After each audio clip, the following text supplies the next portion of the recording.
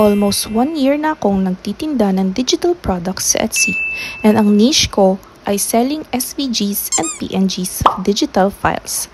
In this video, ituturo ko sa inyo paano mag-convert ng drawings nyo, art, or illustration using Adobe Illustrator into SVG and PNG.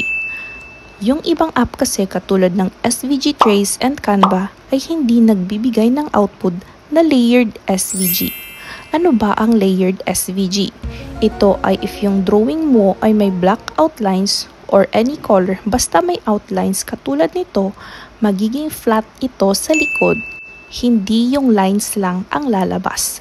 For example, if ikaw ay may experience sa paggawa ng mga decals, need talaga ng base color mo ay flat. Tapos ipapatong mo ang additional designs mo katulad nito.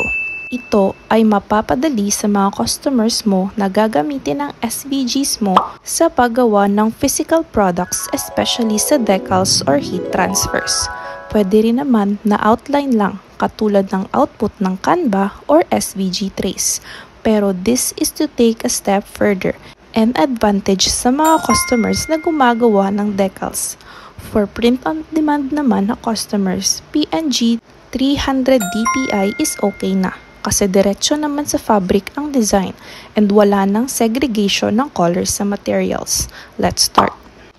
I will open 8x8 inches artboard here sa Adobe Illustrator. I will choose CMYK assuming customers will print this in a physical product. Ilalagay ko ang image inside the artboard. To do this, click natin yung file, then click place. Select natin ang file na gusto natin i-convert to SVG and PNG. After selecting, i-drag naman natin dito sa artboard. Medyo complicated ang maraming colors, katulad ng image na ito. So, bibilangin natin ang estimated colors na meron sa image na ito. So, merong 7 colors ang image na ito. Add mo rin yung background color which is default white. Click natin tong image trace and select 16 colors. Since ito ang next color count na available, iti-trace ni Illustrator yung image. If maraming kulay, medyo may katagalan din. After that, click natin tong expand. Sa right side, makikita natin ang layers. I-click natin tong arrow para mag-expand ang layers. Makikita natin may mga designated layers na ang colors ng illustration natin. So first thing, i-delete natin tong white background sa pinaka-last layer. Hindi naman natin gagamitin to kasi save naman natin to as SVG and PNG. So transparent talaga ang background dapat. Tapos piliin natin ang layer ng black outline. I-click natin tong object sa menu bar. Tapos click natin yung compound path and click release. Dapat yung flat na black na lang ang maiiwan. I-delete natin yung ibang black lines or shapes.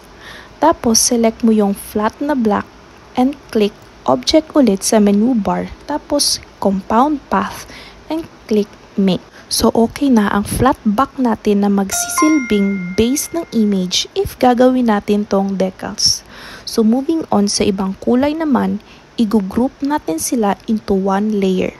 Select natin ang lahat ng color pink first. Click shift. Tapos, isa-isang i-click ang kulay pink na layer. Tapos, i-click natin yung object sa menu bar again, click compound path, and make. So far, if may natutunan ka or nagustuhan mong video na ito, don't forget to like and subscribe. Back to the vid. So, gagawin natin itong same process sa ibang kulay or the rest na kulay. Minsan, matetrace ni Illustrator ang colors na maliliit na parang extra path. Ginagawa ko, dinidelete ko ang path. Click natin tong pen tool sa side tapos piliin natin ang delete anchor point.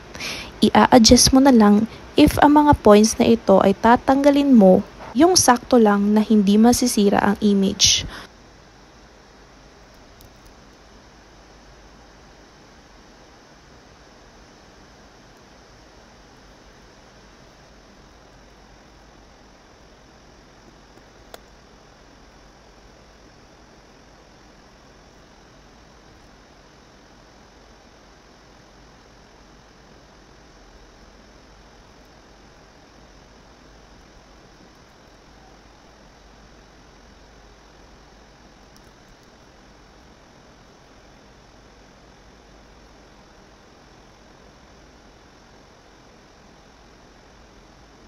So after nating mag-group and ma-convert to compound path each color, ida-drag natin ang black na base na ito na ginawa natin kanina.